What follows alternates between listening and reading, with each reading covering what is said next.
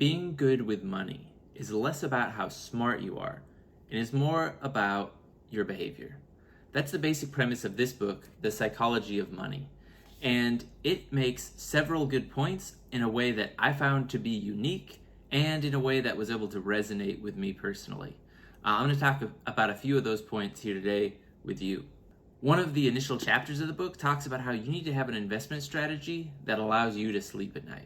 Every investment strategy is going to come with some degree of risk. You want to make sure that you have an investment strategy that takes on a level of risk or a type of risk that you're comfortable with. Your financial plan is going to change. There are going to be major life milestones or events that are going to change who you are, what you want to achieve, where you want to go.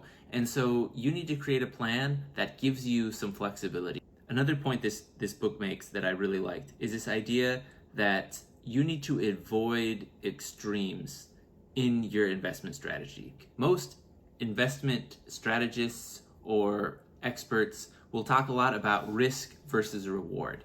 And obviously, that's a key component to any discussion or conversation, as we've mentioned already. But the author of this book also talks about sustainability. Can you sustain personal hardship or some of the difficulties associated with an investment strategy? And if so, for how long? All right, one last note from this book. The author talks about this idea of pessimism as a seductive force that can sometimes feel like good advice, like someone's trying to help you out.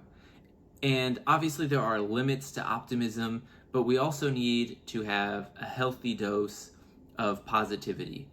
And being overly pessimistic, overly fatalistic can really limit our perspective and keep us from growing. So there you have it. Psychology of Money. Highly recommend it. I hope you learn as much reading it as I did.